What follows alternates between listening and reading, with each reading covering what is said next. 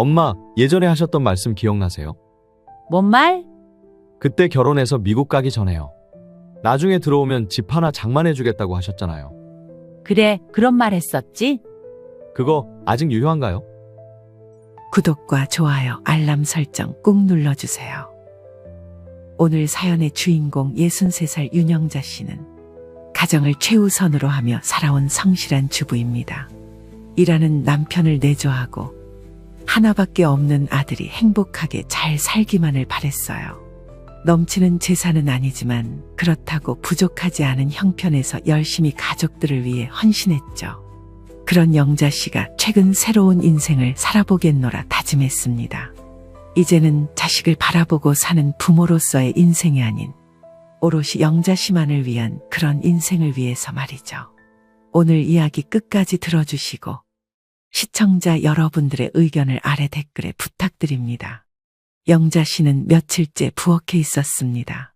새벽에 남편과 함께 장을 보고 와서는 하루 종일 음식을 만들었습니다. 잡채를 볶고 나물을 무치고 돼지 불고기 양념도 직접 만들어 재워놓았습니다. 아들이 좋아하는 양념게장도 직접 담가 숙성시켜 놓았죠. 명란젓은 사놓은 지 며칠 안 된 걸로 골라 기름장에 따로 담아두었습니다.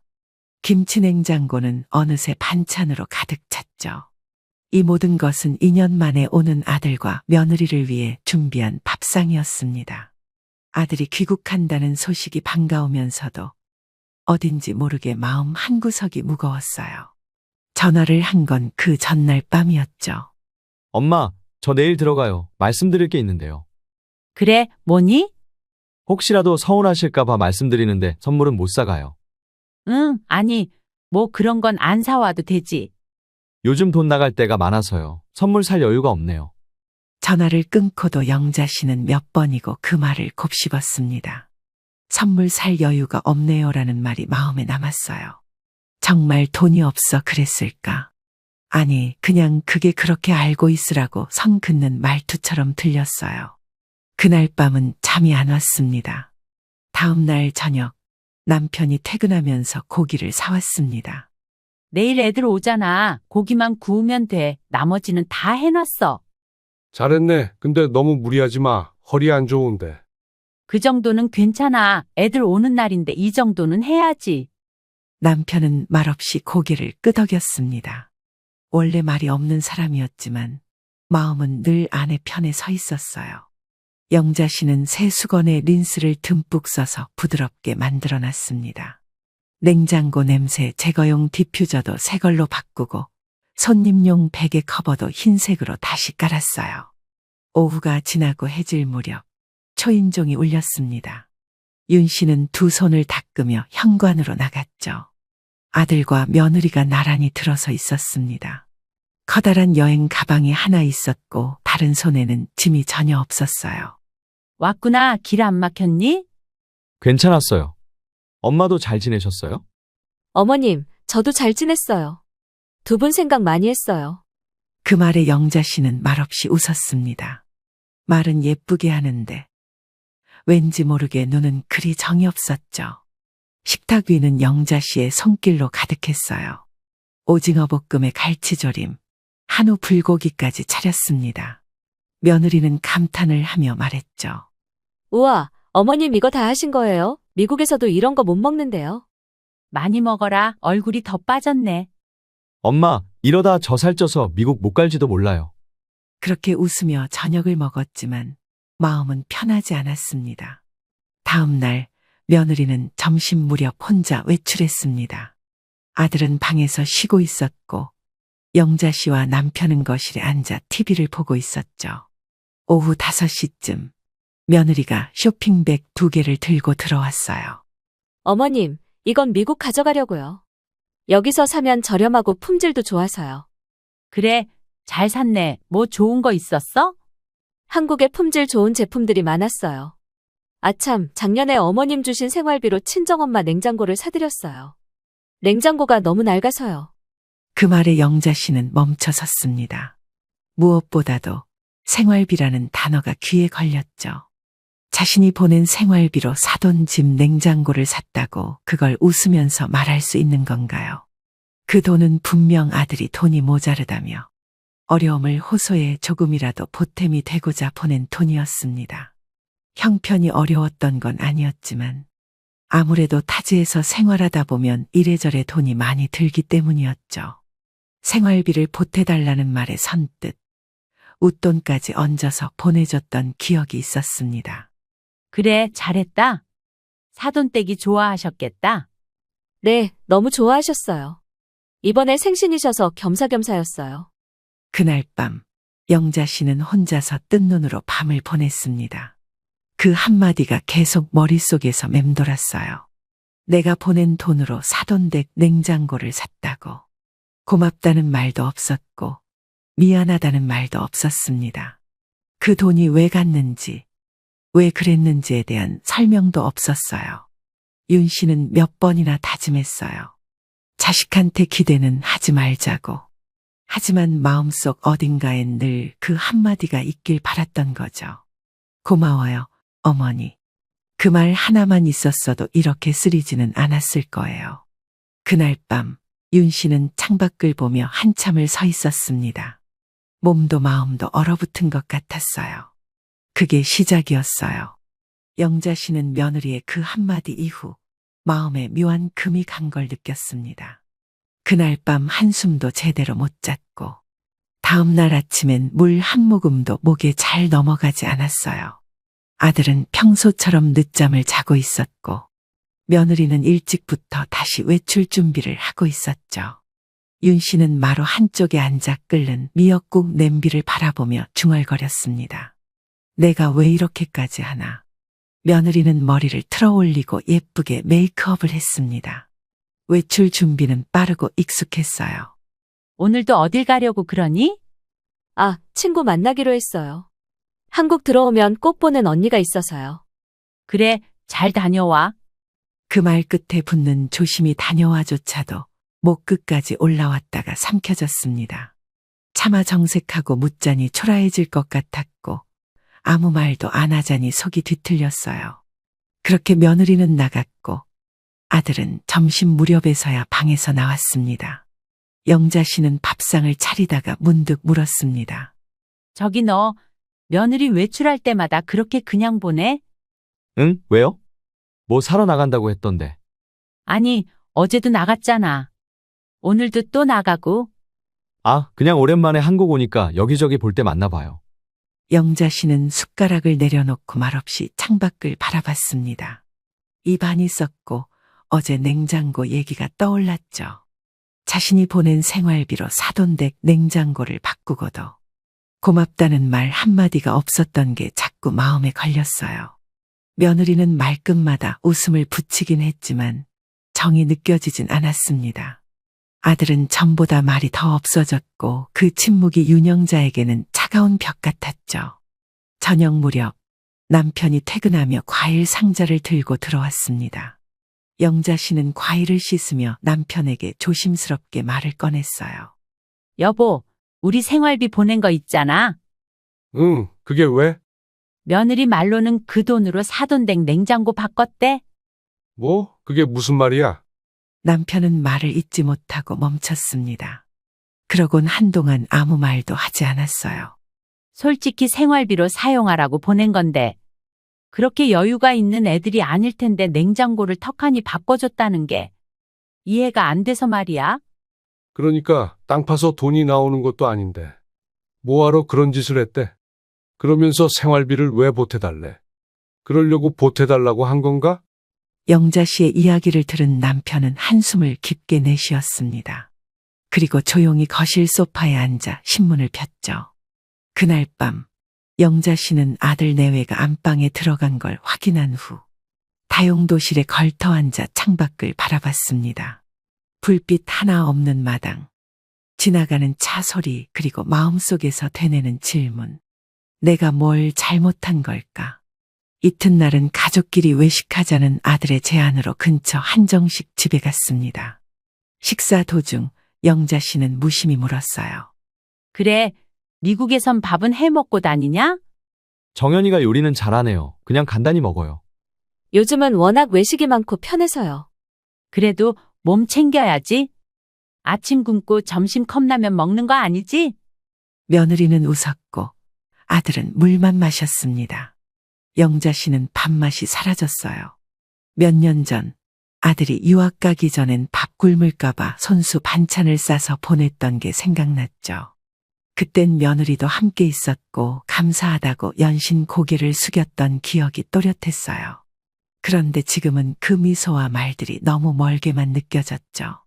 식사를 마치고 나오는 길에 며느리는 또 누군가와 통화를 시작했습니다. 목소리는 밝았고 엄마, 선물, 택배 같은 단어가 들렸습니다. 정확히 듣진 못했지만 그 말 속엔 자신에 대한 단어는 단 한마디도 없었어요. 집에 돌아와서도 아들과 며느리는 각자 방으로 들어갔습니다. 영자 씨는 남편에게 조용히 말했어요. 나 오늘 진짜 기운이 쭉 빠졌어. 왜? 그냥 냉장고는 그렇다 쳐도 고맙단 말이 그렇게 어려운 걸까? 남편은 묵묵히 아내 손을 잡아주었습니다. 그 손끝에서 말로 하지 못한 위로가 전해졌어요. 그날 밤 윤 씨는 일기를 썼습니다. 손으로 꾹꾹 눌러 썼고 눈시울이 저절로 젖었어요. 그날도 영자 씨는 아침 일찍부터 움직였습니다. 정확히 말하자면 잠을 설쳐서 일찍부터 깨어 있었던 거죠. 며느리는 오늘도 어딘가 나간다고 했고 아들은 여전히 방에서 나올 기미가 보이지 않았어요. 영자 씨는 세탁기를 돌리며 마당 한켠으로 나갔습니다. 빨래를 널고 있는데 열린 창문 쪽에서 며느리의 목소리가 작게 들려왔어요. 그건 통화도 아니었고 누군가와 조용히 말 나누는 대화였죠. 평소보다 낮은 목소리, 그런데 이상하게 선명했습니다. 아직 말씀 안 드렸어. 굳이 뭐 하러 말해. 그래도 나중에 아시면 더 뭐라 하실걸. 그럼 계속 모르시면 되지. 이참에 돈 얘기 확실히 하고 가는 게 나을 수도 있어. 영자 씨는 빨래 집게를 집은 손을 멈췄습니다. 대화가 계속 들렸습니다.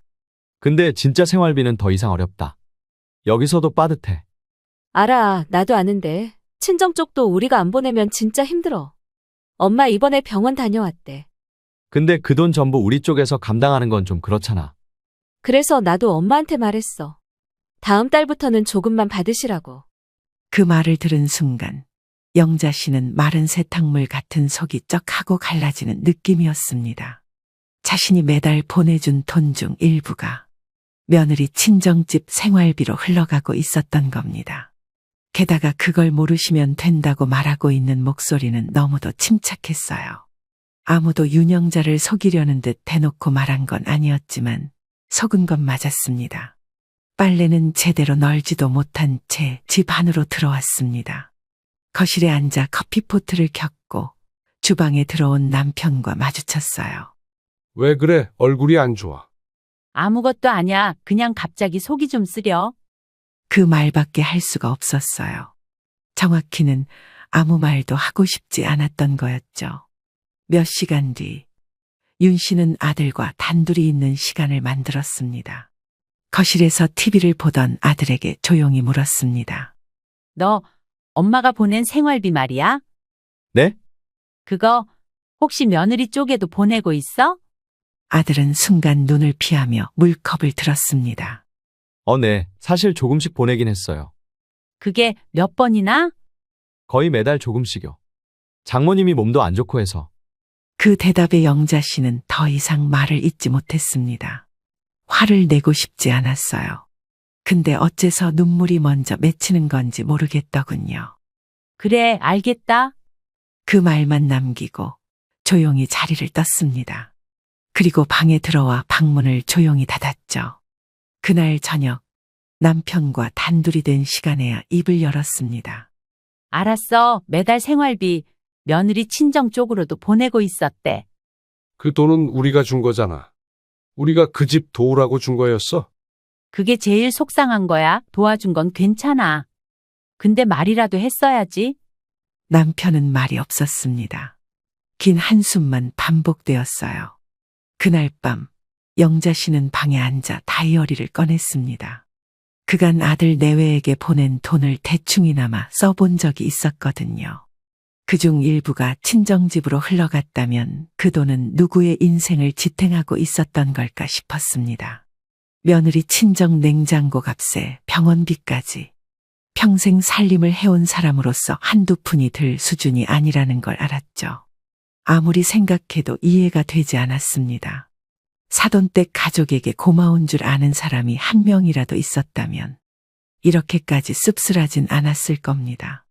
다음 날 영자 씨는 일부러 식사를 늦게 준비했습니다. 아들과 며느리는 배고프단 말도 없이 핸드폰만 들여다봤어요. 그런 모습까지도 참 서글펐습니다. 내가 너무 많이 해줬나 봐. 그걸 지금 깨달은 거야? 응, 늦게 깨달았지.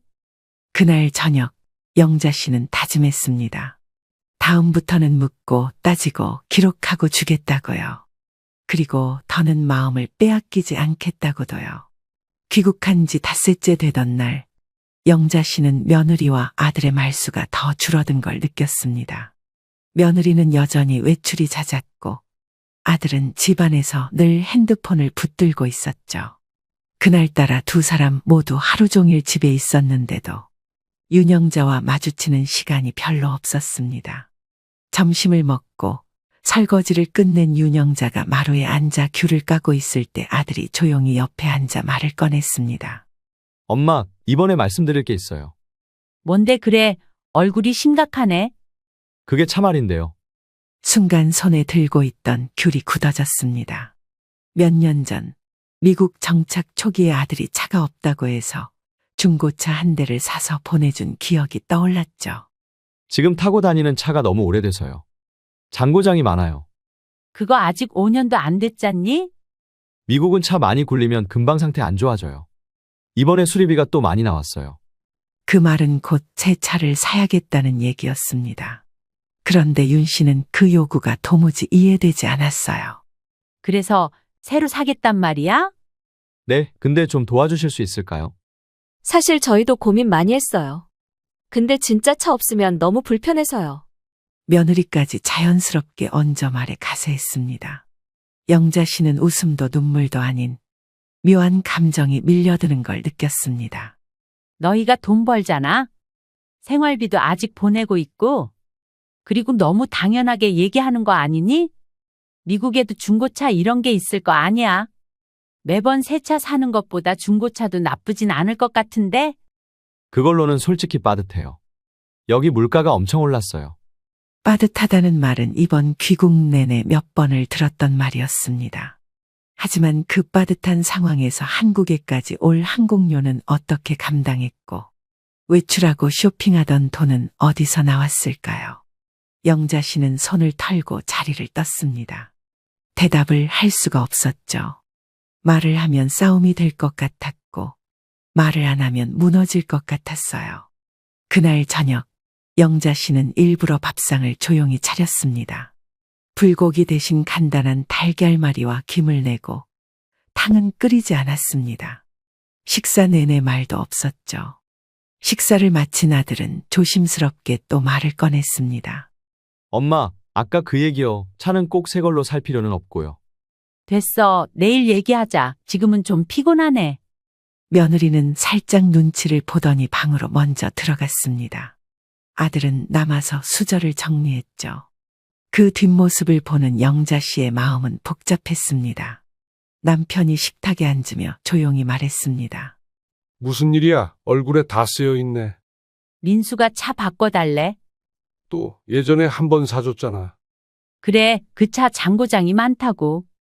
남편은 한숨을 길게 내쉬었습니다. 그 소리에 윤영자의 속이 더 시려졌죠. 그럼 또 사줄 거야? 몰라. 근데 이젠 진짜 말문이 막힌다.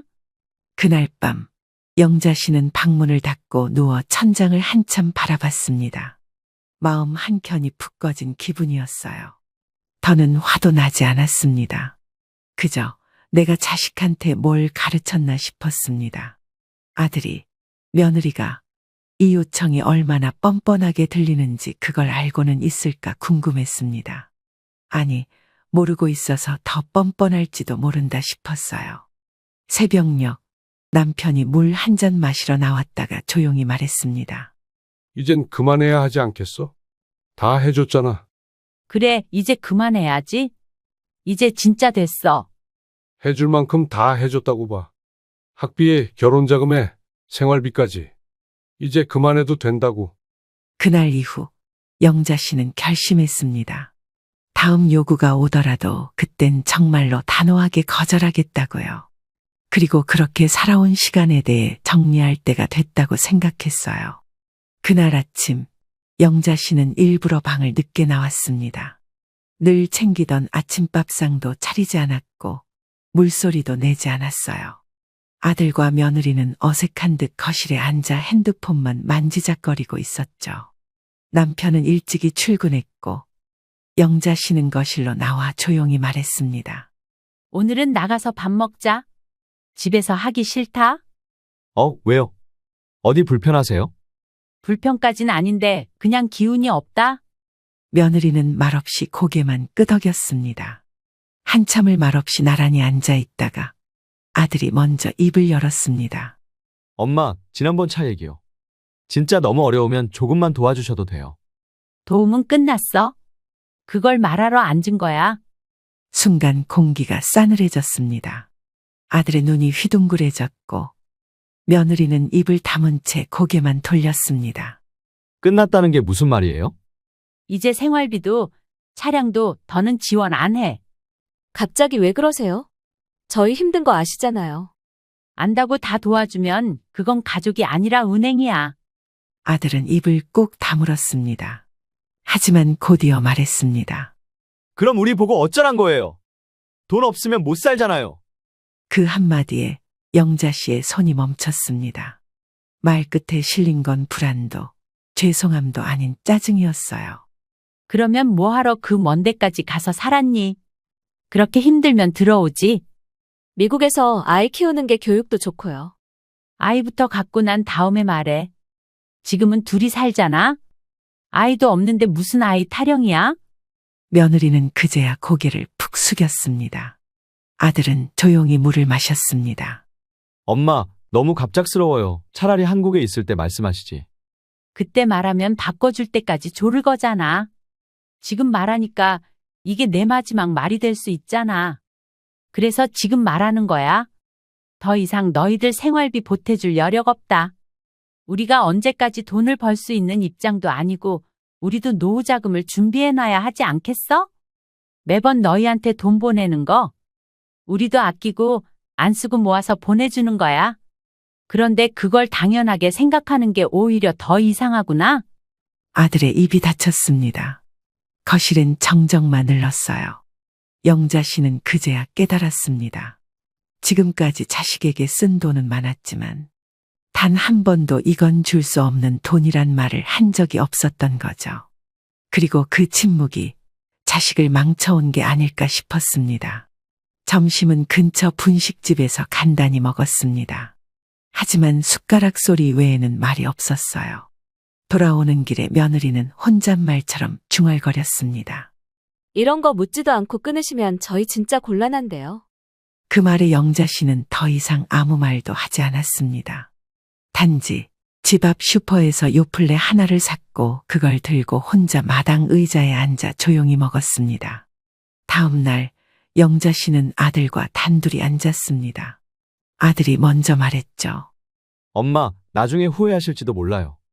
이건 진짜 저희도 곤란한 문제라서요. 그 말이 이상했습니다. 곤란하다는 말이 미안하다보다 먼저 나오는 게 이상했어요. 나는 너한테 돈을 줄 수는 있어도 다시는 당연히 줄 거라 믿는 태도는 못 견디겠다. 고마워하기는커녕 당연하게 여기는 게 넌 안 이상하니? 아들은 아무 대답도 하지 않았습니다.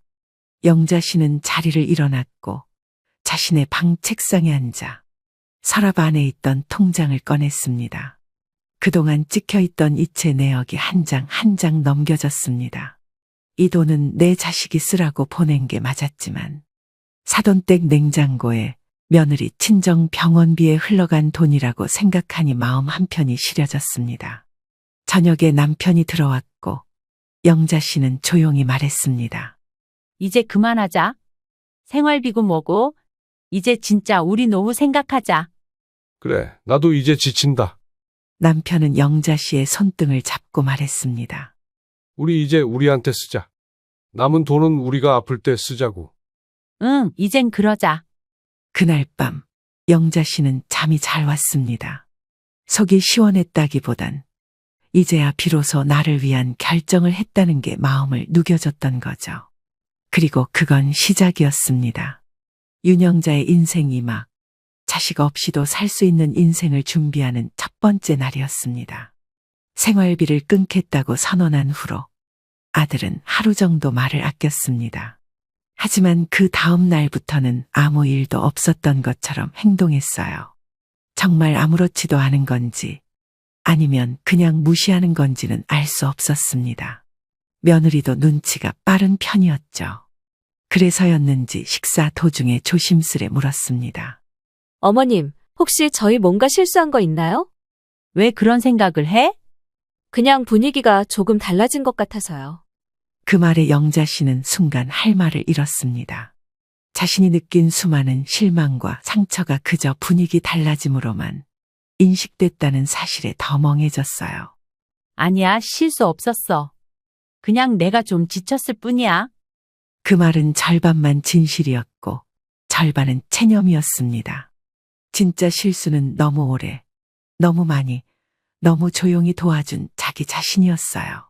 그날 밤 영자 씨는 거실에 앉아 TV도 없이 불을 꺼둔 채 조용히 앉아 있었습니다.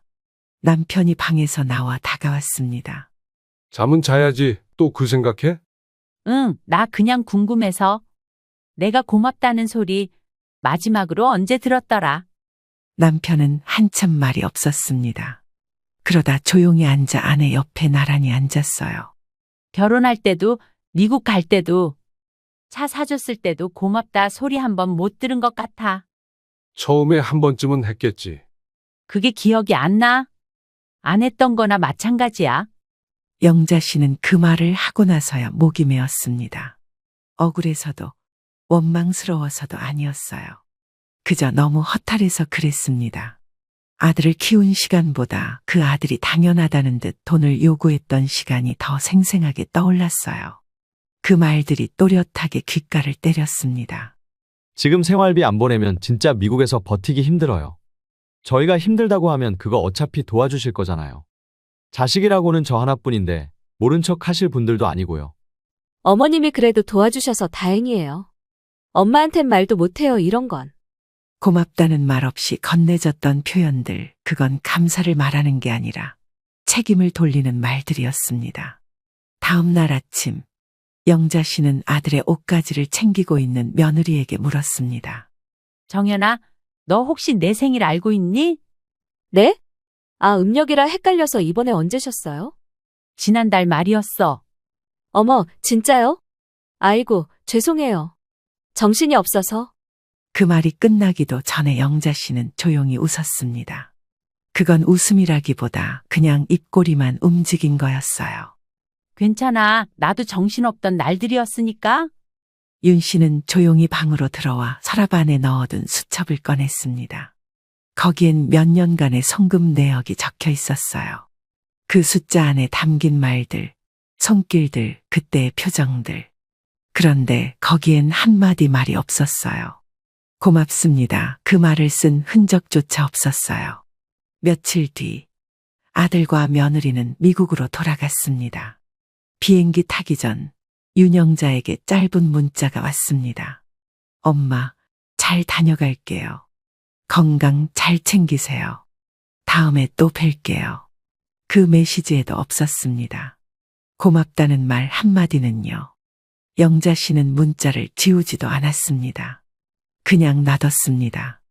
그날 밤 영자 씨는 남편과 마주 앉아 소주 한 병을 땄습니다. 이젠 후회돼?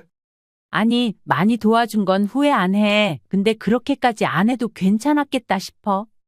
그럼 잘한 거야. 깨달은 거니까. 그 말이 위로가 됐습니다.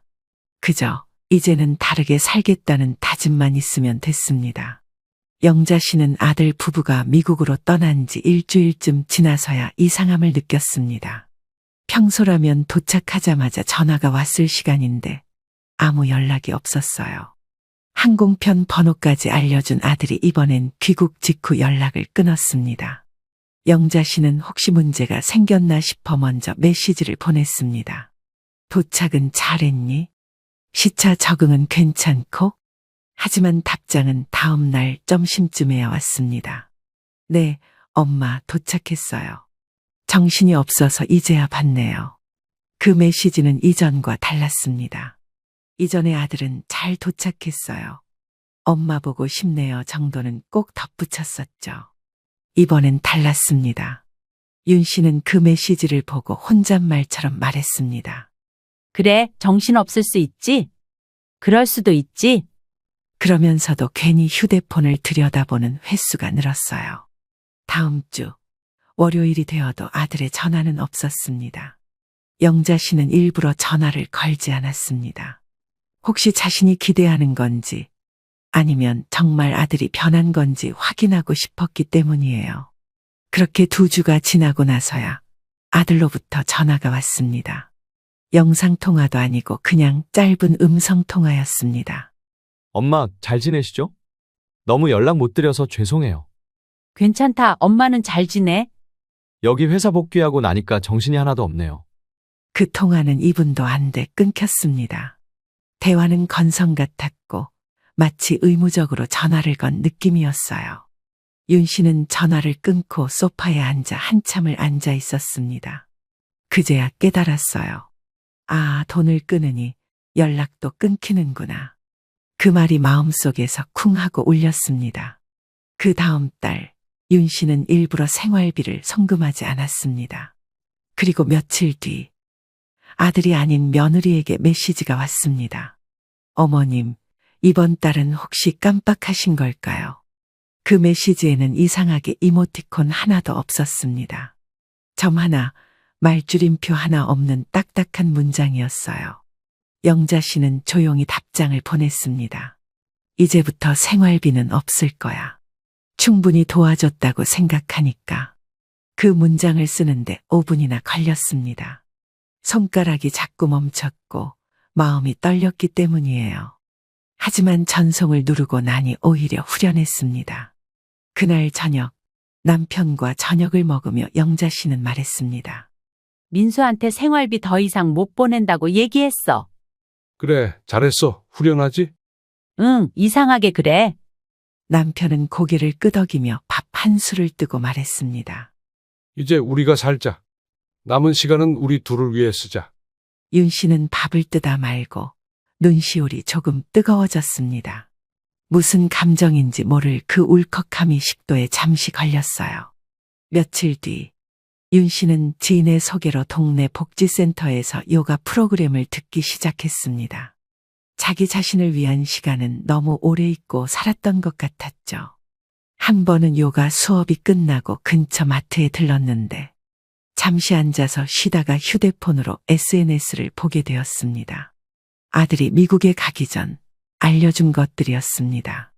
그리고 우연히 아들 며느리의 사진을 보게 됐습니다.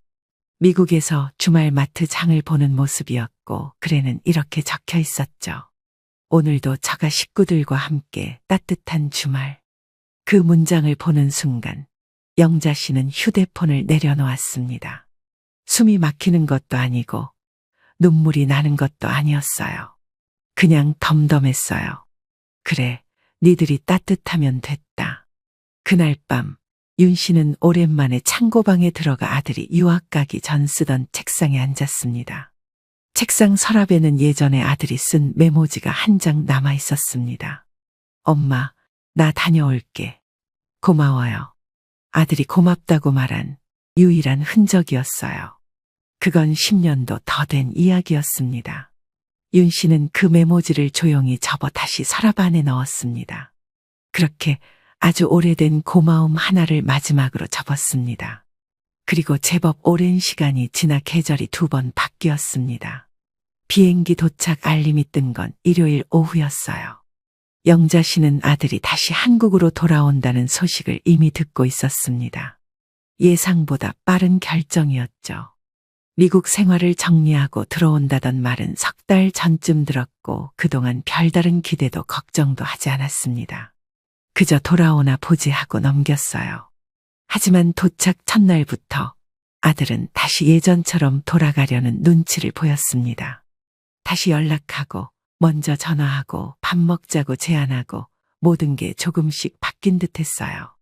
영자 씨는 조용히 지켜봤습니다. 그리고 불길한 예감은 늘 틀리지 않더군요. 아들이 먼저 말을 꺼낸 건 귀국 후 열흘째 되는 날 저녁이었습니다. 며느리는 그날따라 유난히 얌전했고 아들은 멀뚱히 소파에 앉아 있다가 갑자기 입을 열었습니다. 엄마, 예전에 하셨던 말씀 기억나세요? 뭔 말? 그때 결혼해서 미국 가기 전에요. 나중에 들어오면 집 하나 장만해주겠다고 하셨잖아요. 영자 씨는 젓가락을 내려놨습니다. 말없이 물을 한 모금 마셨고 아들의 얼굴을 가만히 바라봤어요. 그래, 그런 말 했었지? 그거 아직 유효한가요? 그 물음에 윤 씨는 잠시 눈을 감았습니다. 머릿속에서 너무 많은 생각이 오고 갔어요. 그때는 정말 그렇게 해줄 생각이었죠. 아들이 열심히만 살면 어디든 살 수 있도록 뒷받침해주고 싶었어요. 하지만 지금은 생각이 달라졌습니다. 영자 씨는 자리에서 일어나 서랍에서 오래된 통장을 꺼냈습니다. 그 통장은 자식에게 보냈던 돈들을 정리해 놓은 기록이었어요. 말없이 통장을 펼쳐 보여줬습니다. 여기 봐. 유학비로 1억 5천, 생활비로 1억, 결혼 때 9천, 차값으로 6천, 그리고 미국에서 여윳돈으로 가지고 있으라고 보낸 돈 1억. 이것만 계산해도 집 한 채 값은 넘는 거야. 물론 서울 한복판이면 전셋집도 겨우 구하겠지? 아들은 당황한 표정이었어요. 말을 잇지 못하고 눈을 깜빡였습니다. 며느리는 그 옆에서 눈치를 보고 있었습니다. 어머님, 그건 저희도 알고 있어요. 근데 이번에는 진짜 어디 기대할 곳이 없어서요. 그 말에 윤 씨는 더 이상 미련이 없었습니다. 그래, 그래서 기대할 사람이 우리밖에 없는 거지. 그게 참 기가 막히다. 아들은 뭔가 얘기하려다 입을 닫았습니다. 잠시 후 말했습니다. 엄마, 그렇게 말하시면 저희 진짜 너무 서운해요. 그럼 지금까지 도와주신 게 뭐가 돼요? 그 말에 윤 씨는 딱 멈춰 섰습니다. 뭐가 되냐고? 그럼 내가 고맙다는 말 한마디 못 들은 건 뭐가 되는데? 순간 거실 안이 조용해졌습니다. 아들은 아무 말도 못했고 며느리는 조용히 고개를 숙였습니다. 그래, 그땐 해주고 싶어서 해줬어. 타지에서 가족들이랑 떨어져 지내는 것 자체가 힘든 일이니까 젊은 사람들이 타지에서 고생하며 살아가는 게 불쌍하기도 하고 자주 도와주지 못해 안쓰러운 마음에 도와준 거지. 너희 잘 되라고 보태준 거지. 그런데 지금은 안 해주고 싶어서 안 해. 그 말은 단호했고 흔들림이 없었습니다. 남편이 옆에서 조용히 말했습니다. 이제 우리도 우리 인생 살자. 그동안 도와준 거면 충분해. 너희도 고마운 거 모르면 더 이상 뭔가 바라지를 말아라. 서로 힘드니까. 그 말에 영자 씨는 처음으로 남편에게 고개를 숙였습니다. 감사하다는 말도 없이 그냥 눈으로만요. 며칠 뒤 아들과 며느리는 그 집을 나섰습니다. 마지막으로 들린 말은 짧았습니다. 다시 얘기하게 될 줄 알았어요. 엄마가 예전엔 그러지 않으셨으니까. 영자 씨는 웃지 않았습니다. 예전엔 나도 젊었고 어리석었거든. 그날 저녁 영자 씨는 소파에 앉아 작은 통장을 새로 만들었습니다. 이름도 안 쓰고 계획도 없는 통장이었죠. 하지만 그 안에는 하나 확실히 새겼습니다. 이제 이 돈은 누구에게도 줄 생각이 없다고요. 이건 자식에게서 벗어난 사람의 돈이었습니다. 오롯이 영자 씨와 남편을 위한 돈이었습니다. 그렇게 또 한 달 정도가 흘렀습니다. 유난히 밝고 화창하던 아침, 영자 씨는 마당에서 풀을 뽑고 있었습니다. 한낮 햇볕이 따가웠지만 괜찮았어요. 손에 힘이 들어가 있는 게 오히려 마음을 편하게 해줬습니다. 현관 쪽에서 인기척이 났고 낯익은 목소리가 들려왔습니다. 엄마, 영자 씨가 고개를 돌리자 아들이 양손 가득 쇼핑백을 들고 서 있었습니다. 며느리도 함께였어요. 두 사람은 예전처럼 밝게 웃고 있었고 그 모습이 낯설게 느껴졌습니다. 웬일이니? 연락도 없이. 그게 갑자기 시간이 돼서. 미리 말 못 드려서 죄송해요. 영자 씨는 빗자루를 내려놓고 마당 먼지를 털었습니다. 집 안으로 들어와 물을 내오며 말했죠. 여기까지 무슨 짐을 이리 잔뜩 들고 왔어. 이거 미국에서 사온 거예요. 어머님 좋아하신다길래요. 그때 드리려고 했는데 깜빡하기도 했고. 그날 이후로 생각 정리 좀 하느라 이제야 전해드리네요. 이런 거 필요 없는데. 그러지 말고 받아주세요. 지금 드려서 모양새가 좀 이상하긴 하지만 정말 어머님 생각해서 가져온 거예요. 영자 씨는 쇼핑백을 열어보지 않았습니다. 그저 고개만 끄덕였어요. 거실에 앉아 며느리는 조용히 고개를 숙였고 아들은 심호흡을 한 뒤 말을 꺼냈습니다. 엄마, 저 그동안 너무 죄송했어요. 영자 씨는 말없이 앉아 있었습니다. 아들의 얼굴을 정면으로 바라봤고 그 눈빛 안엔 예전과 달리 요청이 아닌 반성이 담겨 있었습니다. 생각보다 힘들었어요. 저희가 너무 많이 받기만 했더라고요. 그 말은 쉽지 않게 나온 듯 했습니다. 오랜만에 듣는 말이었어요. 고맙다는 말, 미안하다는 말, 그리고 이해했다는 말. 그래, 힘들었겠다. 부모 도움 없이 사는 게 쉬운 일은 아니니까. 엄마가 왜 그랬는지도 이제는 조금 알 것 같아요. 말은 그렇게 했지만 영자 씨는 쉽게 마음을 내주지 않았습니다. 그래도 내가 너무 줬지? 이젠 줄 게 없어. 돈도 마음도. 아들은 고개를 끄덕였습니다. 며느리는 여전히 말없이 앉아 있었고 그 침묵이 영자 씨에게는 오히려 위로로 다가왔어요. 괜한 말보단 말 없는 앉음이 더 솔직하니까요. 앞으로는 저희가 챙길게요. 다신 어머님 손 안 빌릴게요. 그 말이 진심인지 아닌지 영자 씨는 판단하지 않기로 했습니다. 그저 그렇게 말해주는 것만으로도 예전보단 나아진 거라고 생각했어요. 점심을 같이 먹고 아들 부부는 마당을 정리해줬습니다. 예전 같으면 그것조차 신기했겠지만 지금의 영자 씨는 그저 고맙다고만 말했습니다. 그래, 도와줘서 고맙다. 엄마가 그 말 해주시니까 이제야 좀 마음이 풀리는 것 같아요. 이해를 한다는 거니? 솔직히 제가 완벽하게 이해를 했다고는 못하겠어요. 근데 생각을 좀 해봤어요. 우리도 언젠가 자식이 생기고 부모가 되면 적어도 아주 조금은 엄마 아빠의 마음을 느낄 수 있겠구나 하고요. 그날 이후로 진짜 생각 많이 했거든요. 한국 들어와서 일도 새로 시작하고 나름 작금 계획도 세워보고 그러려고요. 힘들어도 다 저희가 극복해야 할 부분이라는 걸 깨달았어요. 너무 늦게 깨달아서 죄송해요. 아들은 어색한 웃음을 지었고 그 웃음에는 조금의 진심이 섞여 있었어요. 그래서 영자 씨도 조금 웃었습니다. 이젠 기대 말고 와. 줄 게 없다고 미안하지는 마. 나는 그냥 너희가 찾아오면 그걸로 됐어. 서로의 마음이 중요한 거지? 엄마가 모질게 말한 게 다 너희를 위함임을 잊지 않았으면 좋겠어. 너희도 이제 어른이니까. 그 말은 영자 씨가 할 수 있는 가장 큰 허락이었습니다. 돈은 주지 않아도 그리움만큼은 여전히 남아 있었던 거죠.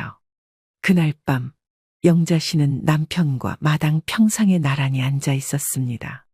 남편이 물었습니다. 조금은 풀렸어?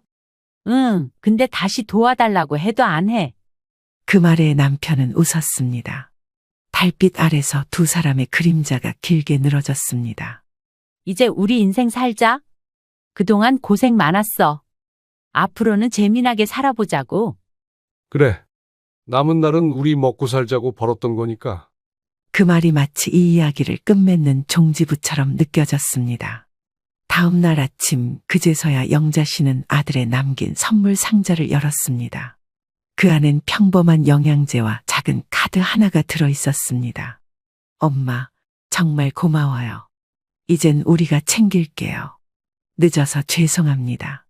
영자 씨는 카드를 꺼내 탁자 서랍 안에 넣었습니다. 그건 단지 말이 아니라 늦게 온 깨달음이기도 했습니다. 시청자 여러분, 오늘 이야기 어떠셨나요? 여러분들의 생각과 경험을 아래 댓글에 공유해 주세요. 아니요, 어머님.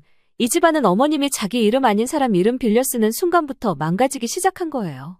남의 인생 망치고도 미안하단 말 하나 없으시잖아요. 그리고 저한테 늘 말씀하시던 거 있죠? 집안에 여자가 잘 들어와야 한다고. 그거 제가 아니라 어머님 두고 하는 말 같아요. 저도 할 만큼 했고 어머님한테 그런 소리 안 듣고 싶고요. 저도 더 이상 어쩔 도리가 없네요. 법대로 하시죠. 저는 한 사람을 살리기 위해 제 삶 전체를 걸었습니다. 그런데요, 가장 큰 상처는 병이 아니라 사람이 주더군요. 시어머니는 제 손에서 밥그릇을 빼앗아 뒤엎었고 남편은 제 정성을 짐이라 말했습니다. 밥 한 숟갈도 넘기지 못했던 그 사람이 이제야 말하더군요. 자신은 살고 싶었다고요. 그리고 제가 처음으로 들은 말, 내 편이 되어줘서 고맙다는 그 한마디에 저는 다시 살아갈 힘을 얻었습니다. 오늘 진심을 담아 제 이야기를 해볼 테니 진심 어린 조언과 응원의 한마디 부탁드립니다. 안녕하세요. 대장암 판정받은 남편 간병 중인 40대 여성입니다. 그날도 별다른 건 없었어요. 저녁에 된장찌개 끓이고 남편이 좋아하는 오징어 볶음에 고등어 구이까지 해놓고 기다렸죠. 여보, 오늘은 냄새가 벌써 맛있다. 혹시 오징어야? 당신 요즘 입맛 업돼서 매콤하게 볶아봤지 뭐. 얼른 와서 먹어. 그렇게 평소처럼 밥을 먹는데 남편이 갑자기 젓가락을 툭 놓더라고요. 배가 갑자기 너무 아픈데. 갑자기 식은땀을 흘리고 얼굴은 창백해진 남편이 제대로 몸을 펴지도 못하고 배를 부여잡고 끙끙 앓기 시작했습니다. 사람이 순식간에 얼굴이 잿빛이 될 수도 있구나 그때 처음 알았어요. 저는 당황해서 젓가락을 내팽개치고 부랴부랴 119를 불렀습니다. 도착한 구급대원이 상태를 보더니 바로 이송해야 한다며 들것에 태웠고 저도 정신없이 병원으로 따라갔어요. 검사 결과가 나왔을 땐 정말 눈앞이 캄캄했어요. 초음파로만 봐도 암이 의심되는데 결과 보시는 것처럼 이미 대장암 3기십니다. 그래도 수술 가능한 단계라 다행입니다. 지금부터 항암 일정 계획해야 합니다. 남편은 침대에 누운 채로 제 손만 꼭 쥐고 있었어요. 그 손이 그렇게 차갑고 가늘었던 걸 처음 느꼈죠. 여보, 나 괜찮을까? 걱정 마. 당신이랑 나는 같이 이겨낼 거야. 절대 손 안 놓을 거야. 그날 이후 제 일상은 완전히 바뀌었어요. 호텔 주방장이었던 저는 사직서를 내고 남편 곁을 지키기로 했습니다.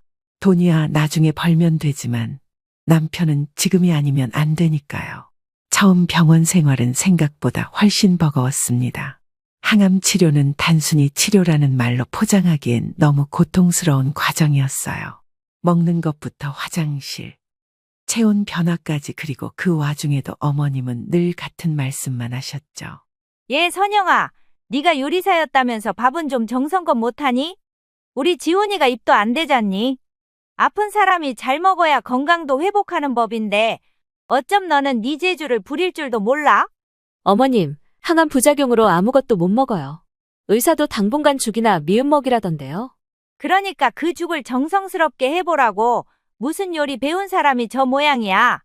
그날따라 온몸이 천근만근인데 어머님 말 한마디에 한숨이 절로 나왔어요. 제 반찬 솜씨를 누구보다 알아주는 사람은 남편인데 정작 어머님은 그걸 문제 삼으시더라고요. 밤엔 남편 옆에서 병원 침상에 붙어 자다시피 했어요.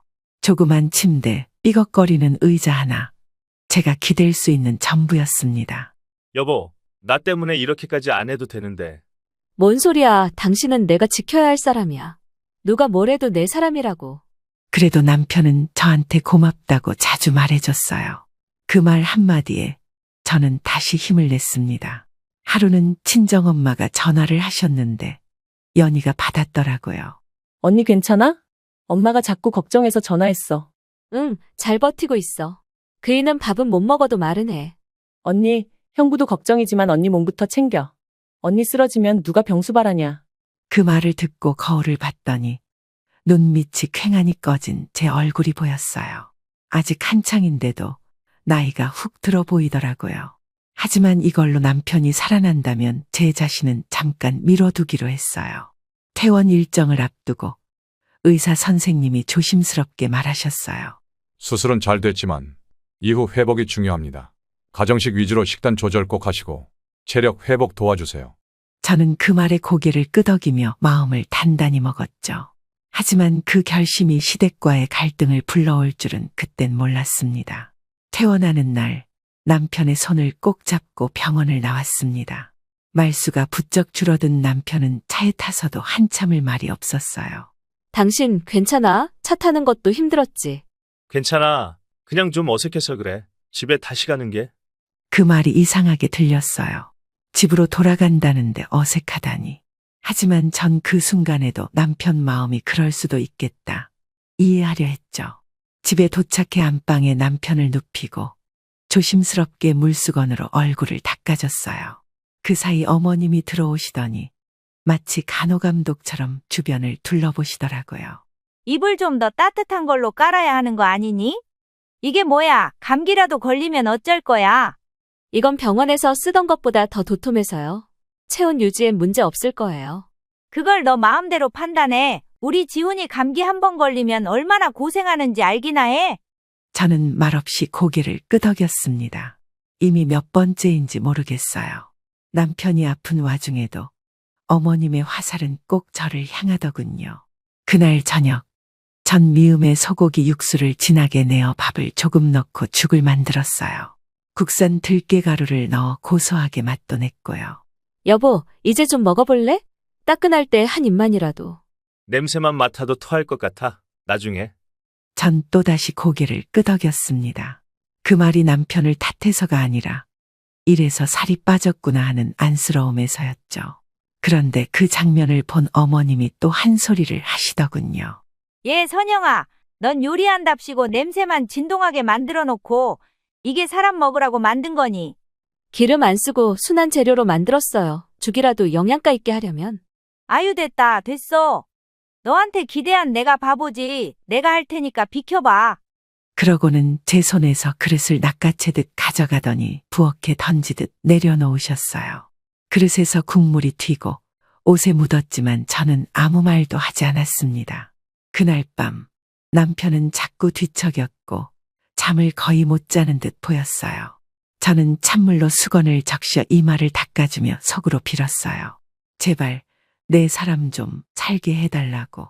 다음 날 아침 어머님이 저보다 먼저 일어나 주방에서 뭔가를 만들고 계셨어요. 문제는 부엌에 진동하는 기름 냄새였죠. 어머님, 이 냄새에 지훈이 속 더 안 좋을 텐데요. 내가 우리 아들 위한다고 튀김이라도 했겠니? 생선 굽는 거잖니. 오히려 고소한 냄새에 입맛 돌 수도 있어. 결국 남편은 그 냄새를 맡고 더 속이 울렁거린다고 화장실에서 구토를 했고 그제서야 어머님도 눈치를 조금 보시더라고요. 아이고 우리 지훈이 어쩌면 좋니? 먹는 것도 저 모양이고. 그러니까 냄새 강한 음식은 조심하자고 말씀드렸잖아요. 지금 그걸 내 탓하자는 거니? 며느리 주제에 말대꾸는. 저는 더 이상 아무 말도 하지 않았습니다. 이런 상황에서 언성이 올라가면 남편만 더 힘들어질 테니까요. 그날 밤엔 연희한테 전화를 걸었어요. 연희야, 나 요즘 자신이 없어. 언니 왜? 형부 상태 안 좋아? 그냥 아무리 잘해도 눈밖에 나는 기분이야. 요리도 못한다고 욕먹고 아픈 사람 옆에 있어도 자격 없는 사람 취급받아. 언니, 나 지금 바로 올라갈까? 형부 병간호는 둘째치고 언니부터 좀 돌봐야 할 것 같아. 그 말에 울컥했지만 저는 고개를 저었어요. 누구라도 오면 제가 더 약해질 것 같았거든요. 며칠 후 남편의 고등학교 동창 태수가 찾아왔어요. 그는 말없이 조용히 과일 한 박스를 들고 들어오더니 남편 옆에 앉았습니다. 야, 네가 이렇게 허해진 얼굴로 누워있는 거 보니까 나도 늙은 기분 든다. 괜찮아. 나 좀 있으면 다시 일어날 거야. 태수는 저를 슬쩍 보더니 조용히 말을 이어갔습니다. 재수 씨, 지훈이가 걱정 엄청 하더라고요. 입맛도 없고 뭐든 미안하대요. 저 녀석이 싫은 소리에도 다 속마음은 안 그런 거 아시죠? 저놈은 힘들 때 늘 그러더라고. 미안할 게 뭐 있어요. 제가 못나서 그런 거려. 더 나아지면 좋으련만. 그 말에 태수는 잠시 고개를 돌리며 창밖을 바라봤고 그렇게 그날은 조용히 지나갔습니다. 며칠 뒤 다시 한번 남편에게 죽을 떠먹여 보려 했는데 남편이 고개를 저으며 말했어요. 여보, 나 진짜 미안한데 제발 냄새도 맡기 싫어. 음식이 다 짐 같아. 그 말에 숨이 턱 막혔습니다. 제 음식이, 제가 바친 시간이 짐이라는 말이었으니까요. 그때 어머님은 또 한마디를 보태시더군요. 들었지? 네 음식이 입에 안 맞는다는 거야. 진작 내가 할 걸 그랬어. 저는 그제야 내가 여기서 더는 견딜 수 없겠다는 생각이 들었습니다. 남편이 아니라 시댁이라는 환경이 날 무너뜨리고 있었어요. 그날 밤 저는 혼자 베란다에 앉아 있었습니다. 손에 남은 미음 국물을 바라보며 한숨을 길게 내쉬었어요. 누군가에게는 단지 죽 한 그릇이겠지만 나에겐 온 마음을 담은 밥상이었는데 저녁이 되면 남편을 씻기고 몸을 닦여주고 상처 부위를 소독한 뒤 약을 챙겨 먹이는 일까지. 그게 저의 하루 마지막 루틴이었어요. 병원에선 퇴원했지만 우리 집은 여전히 병실이었고 전 간호사였습니다.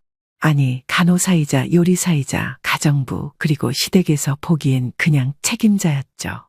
그날도 어김없이 죽을 덜어내고 있는데 어머님 목소리가 등 뒤에서 들려왔어요. 선영아, 저기 미역은 너무 질게 끓였네. 그러니 지훈이가 입에 못 대지. 국물에 부담 안 주려고 오래 끓였어요. 간도 세지 않게 했고요. 아무리 그래도 밍밍하면 어쩌자는 거니? 먹는 사람 입장에서 생각 좀 해봐. 먹지도 않고 매번 트집부터 잡는 모습에 속이 부글부글 끓었습니다. 그런데도 저는 여전히 웃으며 넘겼어요. 아니, 웃는 척을 했어요. 그게 시집살이의 생존법이니까요. 며칠 후 남편이 살짝 열이 올라서 병원에 다녀왔어요. 다행히 큰 문제는 아니었지만 체력이 워낙 떨어져 있다 보니 금방 탈이 나는 거였죠. 병원에서 돌아와 누운 남편은 점점 더 말이 줄어들었습니다. 선영아, 미안해. 나 때문에 네가 고생하네. 그런 말 하지 마. 우리 부부잖아. 난 내 할 일 하는 거야. 그렇게 말했지만 제 마음은 자꾸만 내려앉고 있었어요. 내가 이걸 잘하고 있는 게 맞는 걸까? 정말 이게 사랑해서 하는 일이 맞는 걸까? 의무감이 점점 감정의 자리를 잡고 있다는 걸 저도 알고 있었어요. 그날 저녁 어머님이 갑자기 제 손목을 꽉 잡더니 조용한 목소리로 얘기하셨어요. 선영아, 나 너한테 섭섭한 말 좀 해도 되겠니? 네, 말씀하세요, 어머님. 이런 상황에선 시어머니보단 아내가 책임지는 게 맞잖니? 무슨 말씀이신지. 제가 매일 돌보고 있어요, 어머님. 그럼 더 신경을 써야지. 밥도 못 먹게 만들고 면역력 떨어져서 또 병원까지 가게 만들고 솔직히 다 너 관리 잘못 아니니? 그 말을 듣는 순간 손끝이 저릿했어요. 내가 남편을 병들게 했다는 말인가요? 그간 헌신했던 시간들이 싸그리 무시당한 느낌이었습니다. 저 정말 최선을 다하고 있어요. 부족할 순 있어도 무심했던 적은 단 한 번도 없어요. 그래서 그 최선이 그 모양이냐는 거야. 지훈이 요즘 얼굴이 반쪽이잖아. 난 너 보면 진짜 답답해. 말끝이 흐려지며 제 눈시울이 붉어졌어요. 도대체 제가 어디서부터 어디까지 모자라게 군 건지 부족하게 군 건지 이해가 되질 않았죠. 저도 태어나서 처음 겪는 상황이고 나름 열심히 최선을 다해서 병간호를 하고 있는데 그걸 마치 당연하게 여기며 더 잘할 수 없냐고 채찍질만 하는 시어머니가 정말 미웠습니다. 남편은 투병 중이다 보니 힘이 딸려 그저 가만히 쉴 수 있는 게 전부였고요. 제 속은 이미 까맣게 타들어가기 시작했고 하염없이 눈물을 흘릴 수밖에 없었습니다. 그러자 어머님은 마치 승리한 것처럼 한숨을 쉬며 등을 돌렸습니다. 그 뒷모습이 유난히 냉정하게 느껴졌어요. 그날 밤 저는 결국 결심을 했습니다. 다음 날 새벽 남편이 잠든 틈을 타 간단히 짐을 챙겨 방에 앉아있던 연희에게 전화를 걸었어요. 연희야, 나 며칠만 네 집에 있으면 안 될까? 언니, 무슨 일 있어? 형부 상태 안 좋아졌어? 아니, 그냥 나 좀 쉬고 싶어서. 잠깐만 마음 정리 좀 하려고. 언니, 솔직히 말해. 언니 시어머니가 또 뭐라 그랬지? 내가 언니 가만히 못 두겠다 했잖아. 말해봐. 다른 사람도 아니고 나한테는 털어놔야 언니 속이라도 편하지, 안 그래? 그 말에 전 결국 울음을 터뜨렸습니다. 그간 참고 참았던 감정들이 터진 순간이었어요. 연희야, 나 사람이 아플 때 제일 서러운 게 말 한마디 안 해주는 사람이 옆에 있는 거더라. 짐을 챙기려는 찰나 안방에서 인기척이 들렸어요. 남편이 화장실에 가려다 저를 본 듯했습니다. 그 얼굴은 평소보다 더 창백하고 어딘지 모르게 겁먹은 아이처럼 보였어요. 여보, 어디가? 아니야, 잠깐 친정에 다녀올까 해서. 가지마. 제발, 가지마. 나 진짜 무서워. 그 말에 저는 주저앉아 울어버렸습니다. 지금까지 참아왔던 이유는 바로 이 사람이기 때문이었어요. 지금 저를 붙잡은 것도 이 사람이고, 제가 지켜야 할 것도 결국 이 사람이었어요. 그날 밤, 남편은 저한테 처음으로 속마음을 털어놨습니다. 나 사실 음식이 무서웠어. 미안해서 먹을 수가 없었어. 당신이 정성껏 만들수록 더 죄스러워서 못 삼키겠더라. 그럼 차라리 말을 하지 그랬어. 나 혼자 자책하게 만들지 말고. 그게 말이 안 나와. 당신한테 미안한데 나 자신도 믿고 정말 죽고 싶다는 생각도 했었어. 그 말에 저는 남편 손을 꽉 잡았어요. 아무리 힘들어도 혼자 두면 안 되겠다는 생각이 들었거든요. 당신 죽으면 나도 못 살아. 그러니까 우리 같이 이겨내자. 당신만 있는 거 아냐? 며칠 뒤 태수가 다시 찾아왔어요. 남편은 태수 앞에서 웃으며 얘기했지만 표정이 너무 어두워서 결국 태수가 저에게 묻더군요. 재수 씨, 무슨 일 있어요? 지훈이 좀 이상한데요. 요즘 많이 약해졌어요. 심리적으로도 좀 흔들리는 것 같고요. 이럴 땐 주변 사람이 더 단단해야 돼요. 재수 씨가 지훈이한텐 전부예요. 그 말에 저도 모르게 울컥했어요. 내가 전부라는 말, 그 말을 다시 믿어도 되는 걸까? 그제야 자신감이 조금 생기더라고요. 하지만 그날 저녁, 어머님은 또다시 같은 말로 저를 흔들었습니다. 예, 선영아. 오늘 병원비 카드가 네 이름으로 나갔던데 네가 지금 무직이면서 그건 좀 아니지 않니? 저희 부부카드예요. 어머님, 원래 제가 내던 거고요. 그러니까 그런 걸 나한테 상의하라고. 이 집 일에 네 맘대로 결정하지 마. 남편이 내민 손을 잡고 저는 다시 마음을 다잡았어요. 이 사람을 살리겠다고 다짐했던 그날을 떠올리며 다시 주방에 섰습니다.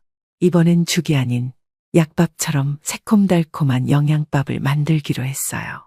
들깨 미음에만 의존하기엔 남편 체력이 너무 빠져 있었고 다른 자극을 줘야 했죠. 들깨를 갈아 천천히 볶고 잣을 갈아서 고명으로 얹은 뒤 소고기 대신 흰살 생선을 넣어 부드럽게 만들었어요. 식감도 살짝 살아있게끔. 여보, 이번엔 당신이 좋아하던 도미 넣었어.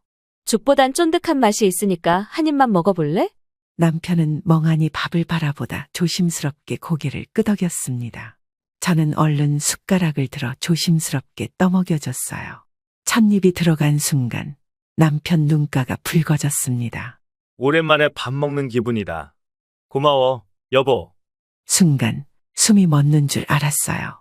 처음으로 다시 밥을 먹는 남편의 모습에 가슴이 벅차올랐습니다. 하지만 그 따뜻한 순간도 잠시 뒤에서 들려온 말 한마디가 모든 걸 무너뜨렸어요. 그게 무슨 밥이야? 비죽이겠구만. 애초에 밥에다 뭐 이런 걸 섞어? 저는 그저 잠자코 있었어요. 남편도 침묵했죠. 그러다 제가 일어나 뒷정리를 하려는 순간 어머님이 제 앞을 가로막더니 밥그릇을 손에 들었어요. 이딴 걸 먹고 살겠다는 게 기가 막혀서 그래. 이거 봐. 죽이 이게 뭐야? 그러고는 제 앞에서 그 밥그릇을 확 뒤엎어버리셨습니다. 고명으로 얹은 잣이 바닥에 흩어지고 들깨 국물이 벽을 타고 흘러내렸어요. 잠깐 숨이 멎었습니다. 그리고 이어진 말은 저를 완전히 무너뜨렸죠. 다신 네 음식 안 먹일 거야. 내 아들, 내가 살릴 테니까 당장 물러나. 그 말이 얼마나 모욕적으로 들렸는지 아세요? 제가 요리한 그 죽은 그냥 밥이 아니었어요. 사랑이었고 기도였고 살아야만 한다는 희망이었어요. 그걸 그렇게 뒤엎어 놓으시고는 뭐가 문제인지 모르는 눈치였습니다. 저는 그날 밤 아무 말 없이 빈 방에 앉아 있었습니다. 그저 손에 남은 죽 국물 냄새를 맡으며 울음을 삼켰어요. 그래도 남편이 처음으로 밥을 삼켰다는 그 한 가지 사실만으로 마음을 달랬습니다. 그런데 남편이 방 안으로 조심스럽게 들어왔습니다. 그 눈빛에는 죄책감과 애틋함이 뒤섞여 있었어요. 여보, 미안해. 엄마가 그렇게까지 할 줄 몰랐어. 괜찮아. 당신은 아파서 아무 말도 못하는 걸 내가 알아. 아니야, 내가 말했어야 했어. 나 당신 없으면 못 버텨. 그 말을 듣고 저는 처음으로 남편 품에 안겼습니다. 그 따뜻한 체온 하나가 며칠을 버티게 만들더군요. 다음 날 이 모든 걸 지켜본 태수가 다시 찾아왔습니다. 남편이 잠든 틈에 그는 부엌으로 저를 불러냈습니다. 재수 씨, 내가 지훈이랑 친구 사이긴 하지만 어머니 행동은 좀 아닌 것 같아요. 괜찮아요. 그이만 잘 버텨주면 그걸로 충분해요. 재수 씨가 망가지는 건 지훈이한테도 좋지 않아요. 버텨야 할 때가 아니라 말해야 할 때가 온 것 같아요. 그 말이 마음에 콕 박혔습니다. 버티는 것도 중요하지만 가끔은 맞서야 할 때가 있다는 걸 그때 처음 깨달았어요. 그리고 그날 저녁 어머님이 또다시 식사 준비를 한다며 주방을 어지르기 시작했습니다. 된장국에 마늘을 왕창 넣고 고춧가루까지 풀고 계셨죠. 어머님, 이건 위장에 너무 자극적이에요. 지훈이가 힘들어해요. 내가 낳은 아들 내가 챙기겠다는데 며느리가 왜 참견이야? 의사가 싱겁게 먹으라고 했고 위장 상태 고려해서 식단 조절해야 한다니까요. 그럼 너는 그동안 조절 잘해서 우리 지훈이 이렇게 만들어놨니? 그 말에 손에 들고 있던 수저를 바닥에 떨어뜨렸습니다. 이젠 더는 참을 수 없었어요. 그럼 어머님이 돌보세요. 어머님이 하시는 대로 다 맡기고 저는 빠질게요. 뭐라고? 네가 빠지겠다고? 어디 감히 그런 말을 해? 그때였습니다. 연희가 갑작스레 찾아왔어요. 제가 전화를 끊은 이후로 걱정이 됐는지 무작정 올라온 거였죠. 언니, 짐 싸. 내가 데려갈게. 더 있다간 언니 무너져. 그 말을 듣고 어머님이 발끈하셨죠. 네가 뭔데 여길 휘저? 친정이라고 다 되는 줄 알아? 이게 사람 잡는 감옥이지. 언니가 얼마나 헌신했는지 아세요? 시어머니라는 사람이 아들 생각하면 옆에서 병간호하는 며느리도 걱정해 주실 줄 알아야죠. 타박이나 하고 정작 힘든 사람들 챙기지는 않으시고요. 그러니 안 답답하겠어요? 언니 뭐해? 빨리 짐 싸. 나이도 어린 것이 싹수 좀 노란 것 봐. 니들 부모가 그렇게 가르쳤어? 이보세요. 어르신 참는 것도 정도가 있어요. 저희 언니 힘들어하는 꼴 못 봅니다. 그리고 나이 좀 곱게 드세요. 저도 험한 말할 줄 알거든요. 그날 집안엔 냉기가 가득했어요. 그러나 저는 결국 남편을 두고 나올 수 없었습니다. 내 사람을 다른 이한테 맡길 수 없었거든요. 그날 밤 집안 공기는 숨막히게 무거웠습니다. 연희는 결국 짐 싸는 걸 포기한 채 제 손만 꼭 잡고 앉아 있었어요. 언니, 아무 말 안 해도 돼. 그냥 이 밤만 같이 있을게. 그 말이 그렇게 따뜻할 수가 없었습니다. 누구 하나 진심으로 내 편 들어주는 사람이 있다는 게 이토록 위안이 될 줄 몰랐어요. 그날 밤 남편은 고열에 시달리다 잠깐 정신을 잃었습니다. 식은땀이 비 오듯 쏟아졌고 몸은 젖은 걸레처럼 축 늘어졌죠. 연희와 저는 부랴부랴 119를 불렀고 결국 남편은 응급실로 실려갔습니다. 응급실에서 깨어난 남편은 의사 앞에서도 고개를 들지 못했습니다. 이건 단순한 항암 부작용만은 아닙니다. 면역이 너무 낮아졌어요. 스트레스나 식사 거부가 반복됐던 건가요? 저는 아무 말도 하지 못했어요. 면역이 떨어졌다는 건 결국 누가 제대로 챙기지 못했다는 거 아닌가. 그 자책감에 숨이 막혔죠. 병실로 옮겨진 남편은 멍하니 천장을 바라보다가 제게 말했어요. 여보, 나 있잖아. 솔직히 말해도 돼. 응, 무슨 말이든 해. 나 요즘 내가 짐 같아. 살아있는 게 죄스럽고 숨 쉬는 것도 민폐 같아. 그 말을 듣고 정말 눈물이 왈칵 쏟아졌습니다. 그가 이렇게까지 무너져 있다는 걸 저는 미처 몰랐어요. 당신은 짐이 아니라 내 전부야. 왜 그런 생각을 해? 엄마도 날 눈치 주고 당신도 힘들어하는 거 다 보여. 나 진짜 없어졌으면 싶을 때도 있어. 그 순간 마음속에서 뭔가 쿵하고 내려앉는 소리가 들렸습니다. 남편을 지킨다는 명목 아래 나는 정말 제대로 지켜주고 있었던 걸까? 며칠 뒤 태수가 병원으로 찾아왔어요. 남편은 자고 있었고 저는 병실 한켠에 쪼그려 앉아 도시락을 먹는 둥 마는 둥 하고 있었죠. 재수 씨, 그 얼굴이 뭐예요? 재수 씨가 더 병원에 있는 사람 같아요. 요즘 잠이 잘 안 와서 그래요. 식사도 잘 못하고. 지훈이만 챙기다 재수 씨 쓰러지면 누가 감당해요? 지훈이 정신 붙잡고 있는 게 재수 씨잖아요. 그 말에 갑자기 고개가 떨궈졌습니다. 누가 나한테도 걱정해주는 말을 해준 게 얼마만인지 그 순간 눈물이 뚝 하고 떨어졌어요. 나 진짜 지쳤어요. 밥 차리면 못 먹는다고 버려지고, 정성껏 만들면 기름 냄새 난다고 뒤엎어지고, 나 누구 편에 설 수 있어요. 태수는 말없이 물티슈를 건네며 천천히 제 어깨를 두드렸습니다. 남편이 퇴원하고 집으로 돌아온 뒤에도 어머님의 간섭은 계속됐습니다. 침대 옆에 수건 개켜놓은 위치부터 시작해 양말 색깔, 물 온도까지 참견하시기 시작했죠. 물은 너무 따뜻하게 주면 안 돼. 체온 올라가서 안 좋아. 이건 의사 선생님의 권장한 온도예요. 차가운 물이 위에 부담을 줘서요. 네가 뭘 안다고. 내가 지훈이 키운 사람이야. 걔 체온은 내가 더 잘 안다고. 그러고는 방 안으로 들어가 남편에게 뭐라고 잔뜩 이야기를 하셨죠. 문 너머로 어머님의 목소리가 들렸습니다. 지훈아, 네가 너무 마음 약하니까 며느리가 자기 멋대로 하잖니. 엄마가 없었으면 어떻게 됐을지 알아? 잠시 후 남편이 제게 조심스럽게 말을 꺼냈습니다. 여보, 혹시 잠깐 친정에 다녀오는 건 어때? 그 말이 칼처럼 박혔습니다. 결국 나를 치워야 이 집이 조용하다는 뜻이었어요. 그래, 나도 그렇게 생각하고 있었어. 어머님이랑 당신 둘이서 지내봐. 내가 있었던 시간이 뭐였는지 느껴보라고. 짐을 싸며 손이 덜덜 떨렸어요. 아쉬움보단 분노에 가까운 떨림이었죠. 그날 밤 저는 친정으로 향하는 전철 안에서 창밖을 바라봤습니다. 사람들 사이로 비치는 조명이 마치 지난날 제 삶 같았어요. 바쁘고 혼란스럽고 누구도 내 이야기를 들어주지 않는 친정에 도착하니 엄마는 저를 껴안고 울었습니다. 이게 사람이 살 얼굴이냐? 네가 왜 이 고생을 혼자 다 하니? 그리고 연희가 제게 조용히 말했어요. 언니, 그 집은 병보다 사람이 더 문제야. 언니가 없으면 어떻게 되는지 좀 알아봐야지. 며칠 뒤 남편에게서 문자가 왔습니다. 잘 지내. 미안해. 엄마가 좀 그러는 건 나도 알아. 나중에 꼭 다시 데리러 갈게. 그 불확실한 말들 뒤에 내 자리는 없을 수도 있다는 생각이 스쳤어요. 그리고 그날 밤 전화를 받았습니다. 남편이 집에서 쓰러졌다는 소식이었습니다. 너무 무리한 탓인지 갑작스런 출혈로 긴급 수혈이 필요하다는 거였죠. 급히 병원으로 달려갔더니 의식이 희미한 남편이 제 손을 붙잡고 말했습니다. 여보, 미안해. 진짜 나 혼자선 아무것도 못하더라. 그 말에 저는 울면서 고개를 끄덕였어요. 그러니까 나 밀어내지 마. 나까지 없으면 당신 무너지잖아. 남편이 다시 쓰러졌다는 연락을 받은 건 밤 10시가 넘은 시각이었어요.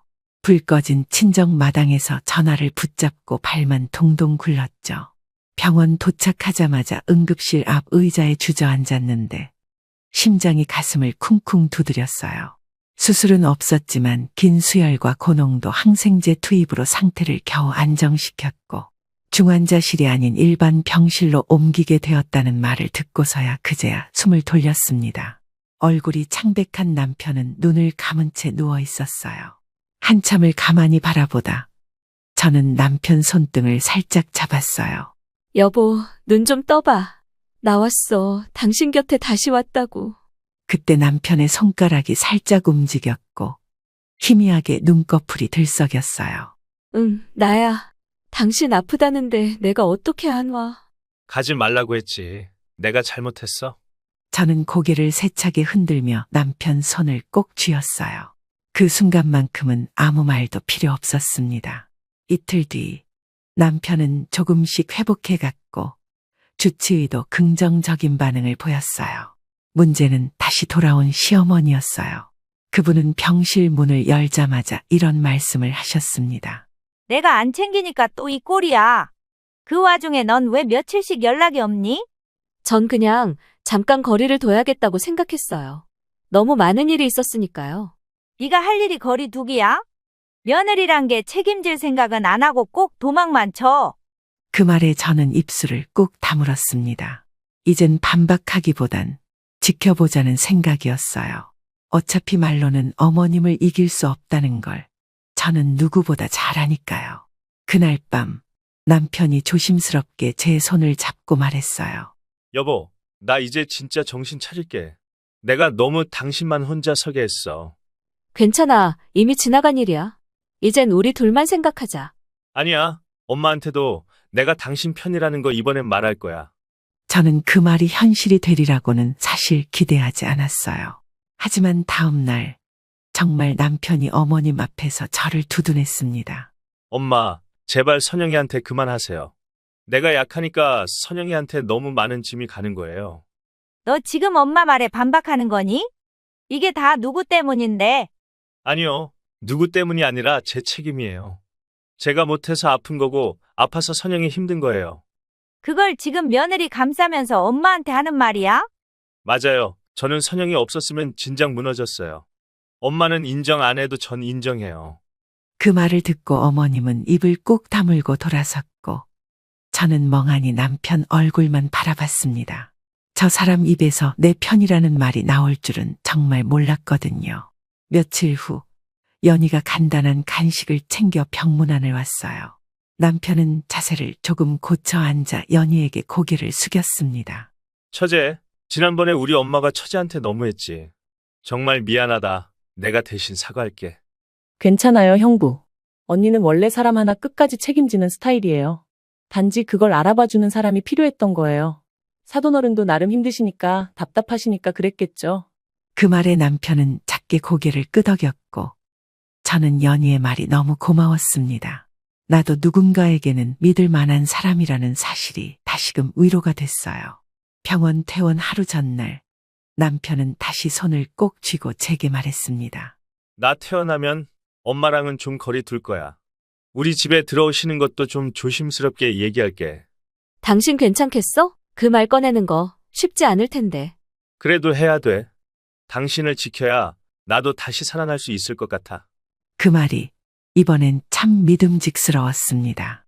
이 사람이 정말 변했구나 느껴졌어요. 퇴원 당일 어머님은 간호사들에게도 큰 소리를 내며 짐을 챙기셨습니다. 심지어 제게 한 말은 이랬죠. 너는 뭐 해놓은 게 없으니까 내 말 듣고 따라오기만 해. 그 순간 남편이 제 앞에 서서 막아섰습니다. 엄마, 선영이 없었으면 저 이번에 못 넘겼어요. 그러니까 그만 좀 하세요. 이제 저희 둘이 알아서 해요. 지훈아, 네가 왜 이렇게까지 변했니? 저 여자가 뭐라고? 저 여자라뇨. 엄마가 그렇게 말하는 사람은 제 아내예요. 다시는 그렇게 말하지 마세요. 그날 병원 복도에서 어머님은 아무 말도 하지 못하고 고개만 돌리셨습니다. 그리고 저는 조용히 남편 손을 잡고 말했어요. 고마워, 여보. 당신 말 한마디에 내가 다시 설 수 있을 것 같아. 남편의 퇴원 이후 저희는 조용히 새로운 시작을 준비했습니다. 그 어떤 것보다도 우선순위였던 건 단 하나, 독립이었죠. 시댁과의 거리 두기를 명확히 하고 지훈의 건강 회복에만 집중하기로 결심했어요. 작은 빌라 전세집으로 이사한 날 남편은 처음으로 웃으며 제게 말했어요. 여보, 이 집엔 엄마 열쇠 없어. 이젠 우리 둘이 사는 집이야. 그 말이 이렇게 감동적일 줄 몰랐어. 오랜만에 웃은 얼굴이 서로 어색하게 느껴질 정도였지만 그만큼 우리는 바닥에서 다시 올라온 기분이었어요. 그리고 저는 결심했습니다. 남편을 위해 그리고 저 자신을 위해 다시 요리를 시작하자고. 아침마다 죽 대신 간단한 야채죽과 미역 두유죽을 번갈아 끓이고 점심엔 단백질 위주 샐러드, 저녁엔 구수한 보리비빔밥과 고깃찜. 남편은 하루하루 조금씩 얼굴에 핏기가 돌았고 그걸 보는 저는 살아있다는 감각을 느꼈습니다. 여보, 이 죽엔 대체 뭘 넣은 거야? 감칠맛이 끝내줘. 비밀이야. 당신이 밥 다 먹으면 알려줄게. 서로에 대한 작은 배려와 말들이 일상을 다시 회복하게 해주었고 저는 그제야 조금씩 미소를 짓게 되었어요. 하지만 평온한 날은 오래가지 않았습니다. 이사한 지 2주쯤 되던 날 낯선 등기우편이 하나 도착했습니다. 대한민간채권관리협회. 이름도 생소한 곳에서 남편 앞으로 도착한 봉투. 여보, 이거 뭐야? 당신 이름으로 채권 등기가 왔어. 뭐, 채권? 남편은 얼른 봉투를 열어보았고 표정을 잃는 순간 저는 등줄기가 서늘해졌습니다. 거기엔 몇 줄의 요약된 문장이 적혀 있었죠. 귀하의 보증 책임에 대한 변제 요청. 자동차 리스 채무 1,720만 원. 이게 뭐야? 나는 리스 차량 보증 선 적 없는데.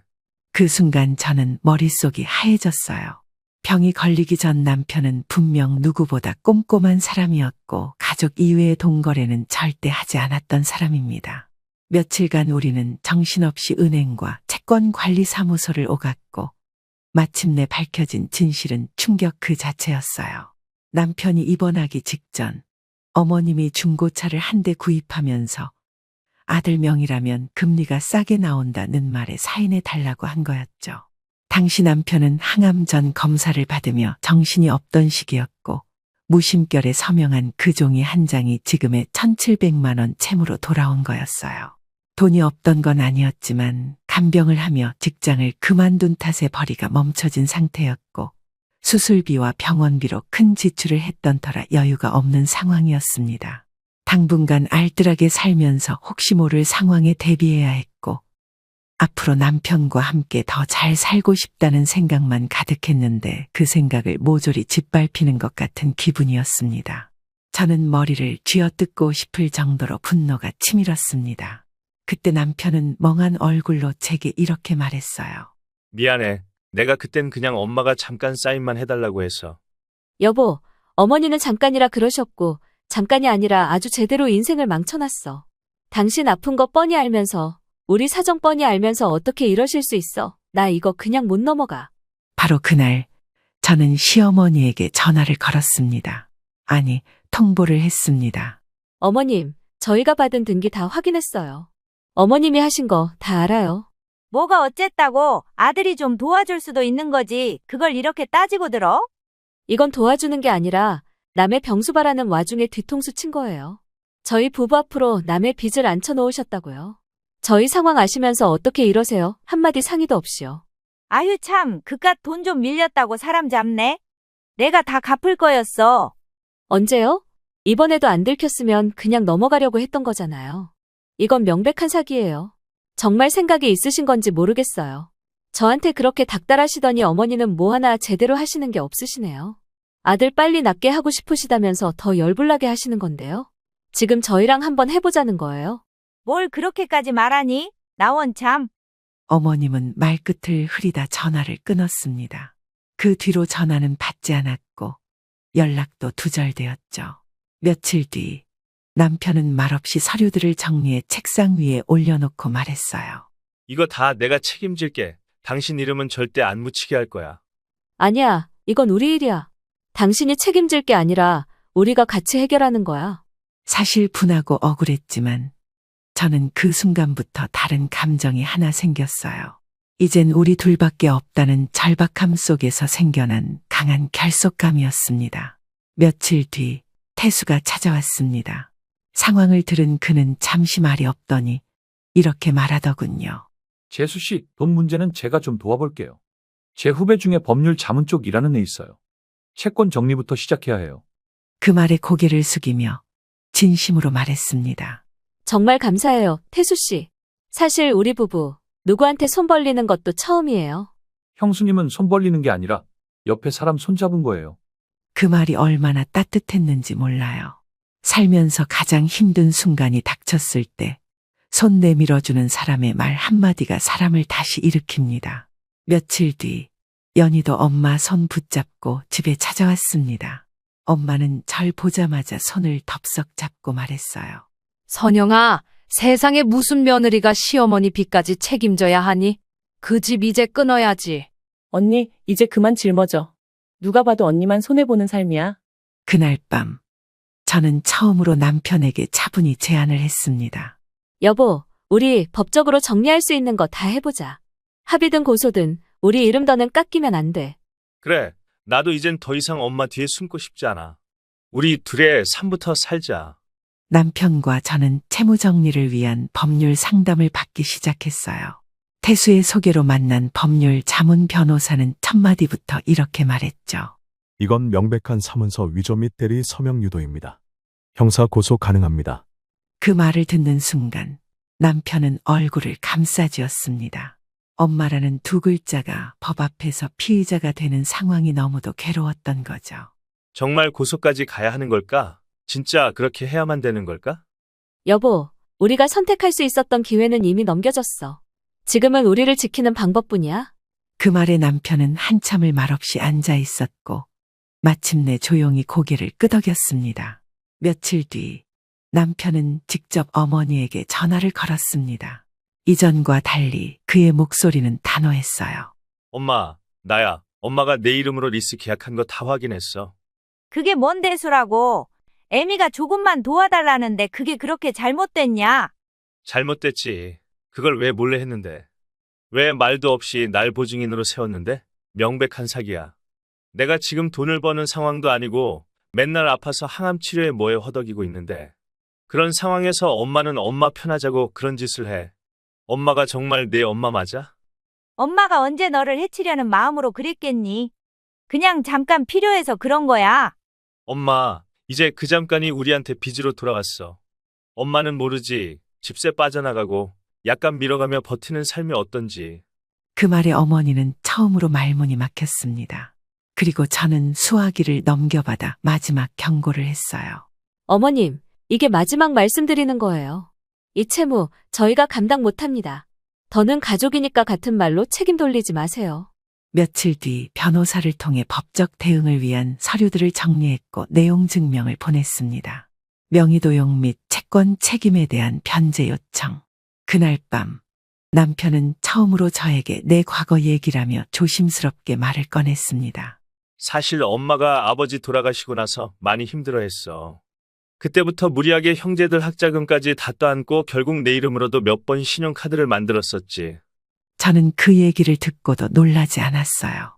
어머님의 습관이 이번 일이 처음이 아니라는 걸 그때서야 이해하게 된 거죠. 그럼 그때도 당신은 아무 말 못하고 넘어간 거야? 응, 엄마가 힘들어 보여서 그냥 참고 넘겼지.